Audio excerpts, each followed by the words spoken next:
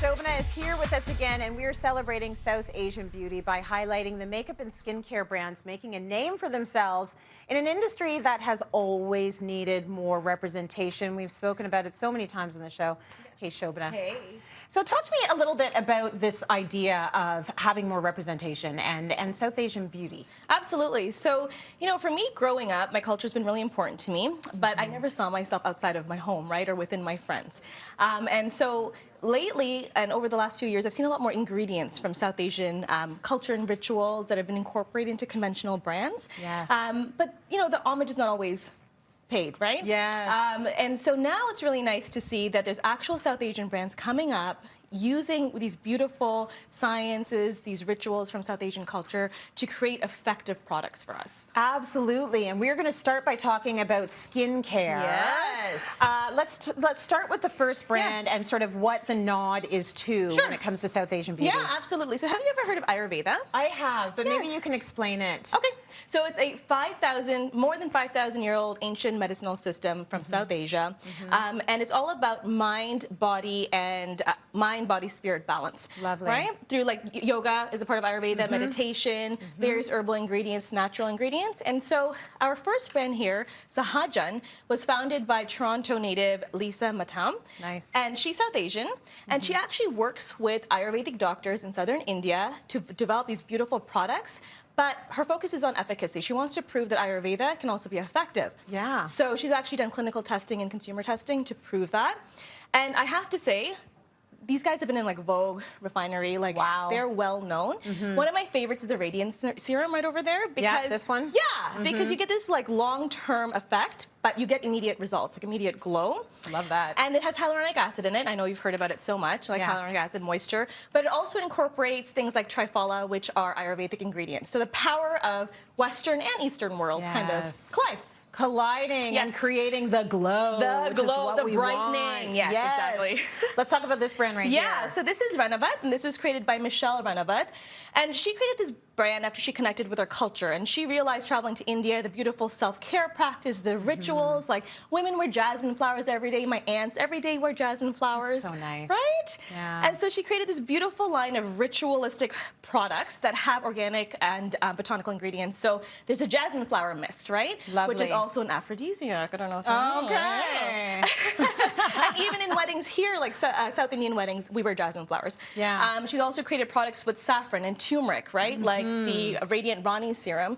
And we know that turmeric is good for inflammation. Saffron's great for brightening. So she's combined that with some other Western ingredients to create some effective products there as well. Beautiful. Well, representation matters. We cannot say it enough, and that is happening as well in the makeup industry. Yes. Let's talk about this. Okay, so this one made me cry.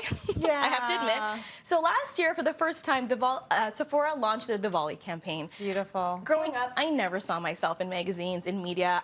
There were no products for me that were available. So I love Sephora, and for me to see myself in these images, for my daughter's world to unite, right? Both her Indian heritage and her Western heritage was really, really meaningful. And I love that Sephora's created this campaign, and they've created a platform for different creators and collaborators and change makers, different skin tones, because we know that skin tones are important, and age. And so one of them is actually, her name is Rami Verapen. Okay. And she escaped the South African War, and she was a single mom. She came here, she advocated for women and babies, opened up nursing homes, was the first female of color in the pharmaceutical industry. And she was featured in this. Trailblazer. Trailblazer. So they're telling these beautiful stories while people showcase their experiences with Diwali. So I hope more people do this, and I hope people do it for, more companies do it for all communities, right? Your little girl needs to see it, and so many others need to see this. I think it's beautiful that Sophia can go by the store and see this gorgeous representation of herself. Exactly. Vasanthi has been doing this for a long time. Yes. So let's talk about them and give them some props. So Vasanthi's been around, Toronto-based. They were founded in 1998 by 4 sisters, and they saw in the industry that there were problems and challenges that were not being catered to that women of South Asian culture and of different skin tones were facing. So they invented Vasanthi. All of these brands are actually cruelty-free and vegan.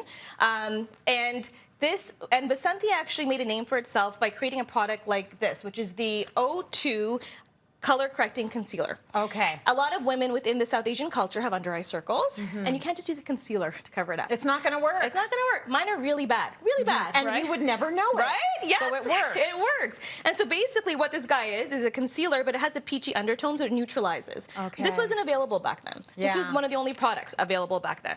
So I'm going to show you actually how to use the O2 color corrector under your eyes, okay? Okay. So we're going to take some of the product. It comes with a great applicator. Apply it just around your under eyes at the bottom. Let it set for a few minutes so that it doesn't come off with your like blending brush after. Yep.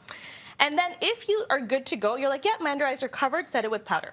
But if you're like, I need a little bit more coverage, that's when you go in with concealer. Got okay? it. So this just neutralizes the color and can possibly also conceal, depending on how deep your under eyes are.